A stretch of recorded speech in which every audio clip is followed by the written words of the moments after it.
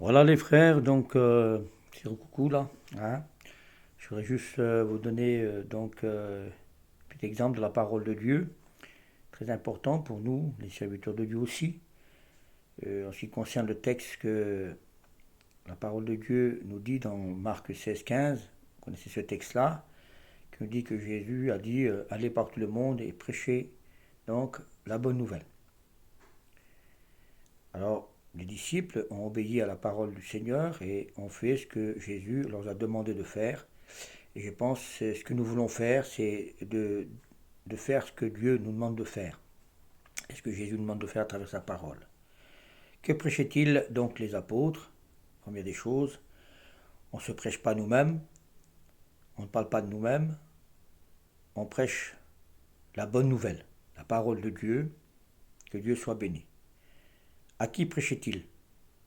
Donc dans le ministère que nous avons, il n'y a pas de favoritisme, mais la parole de Dieu déclare qu'il prêchait à toute création pour tout le monde entier. Et je pense que c'est la devise de chacun, de chaque prédicateur, d'annoncer la parole de Dieu dans le monde entier, pas simplement autour de nous, mais allons plus loin. Et béni soit Dieu pour nos frères dans le service aussi, nos missionnaires qui partent aussi dans les pays étrangers pour apporter la parole de Dieu. C'est l'ordre de Jésus. Qu'en prêchait-il? Et la parole de Dieu déclare qu'il prêchait en toute occasion, favorable ou non. Et je pense qu'il faut que nous puissions avoir aussi cette idée qui vient de Dieu, de prêcher la parole de Dieu en toute occasion, favorable ou non. Avec nos problèmes, difficultés, mais il faut le faire. C'est l'ordre de Jésus. Nous avons été appelés pour cela, que Dieu soit béni. L'apôtre disait, malheur à moi si je ne prêche pas l'évangile. Comment prêchait-il? 1 Corinthiens chapitre 2 verset 4, avec autorité, que Dieu soit béni.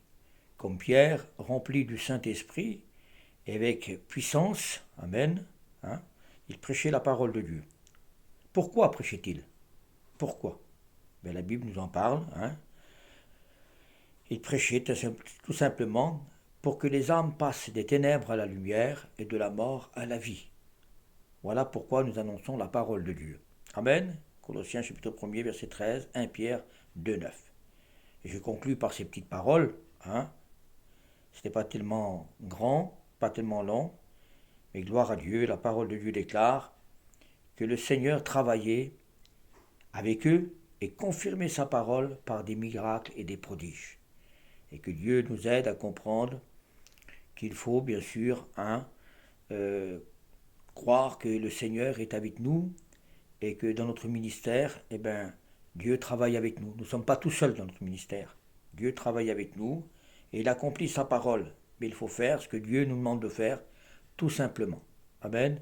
Alors que Dieu vous bénisse, que Dieu vous encourage pour ces quelques mots. Merci Seigneur. Amen.